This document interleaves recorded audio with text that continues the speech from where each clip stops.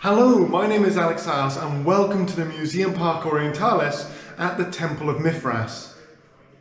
Welcome back, it's great to have you here. So welcome to the Temple of Mithras inside the Museumpark Orientalis, and this is a really interesting site.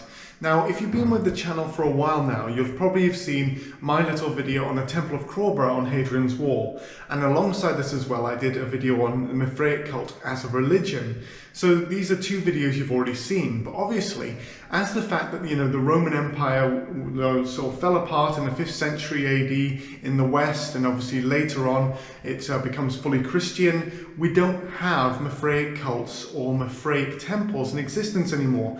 They're all ruins. And so often we can fall into this thing where when we're looking at the Mithraic cult, we look at it from an almost academic point of view. We study the religion, who were members, all of those sort of parts of what Mithraic cults were.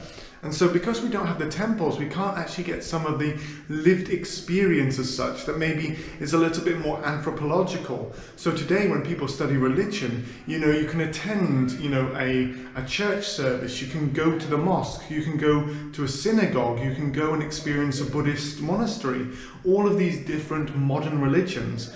But we can't experience a Mithraic cult, one, because it was a secret society, and so we know very little about the actual practices and the things like that, but alongside this as well, because none exist.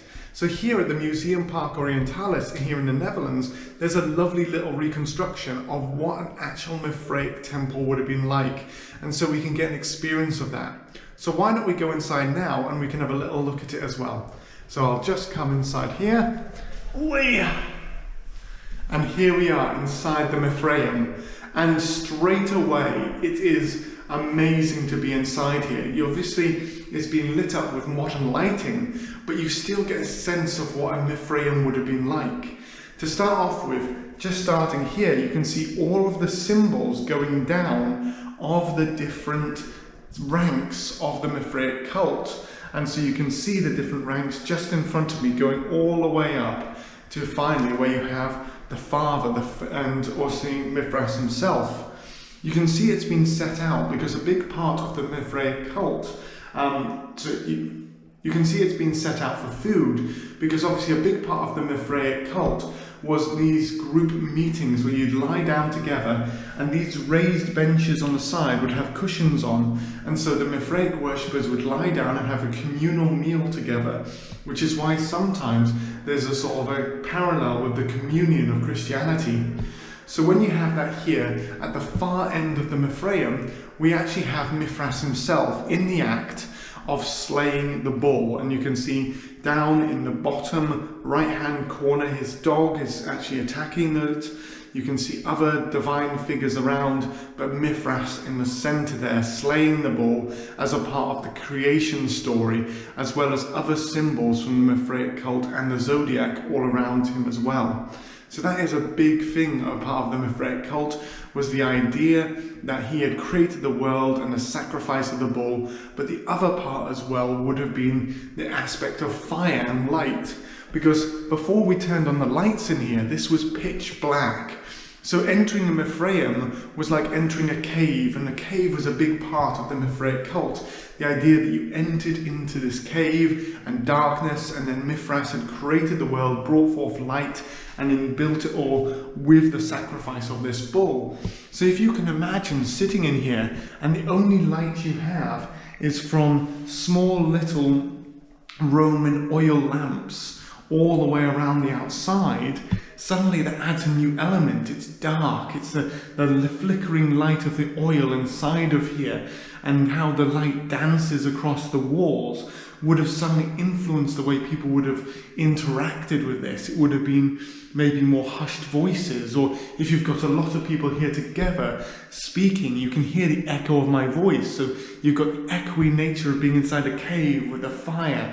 The way the songs and the worship would have occurred inside of here would have then added into this whole experience of being a Mithraic worshipper. And it's something that we can't always interact with, we can't always understand, because we know very little of how the actual cult of Mithras worked.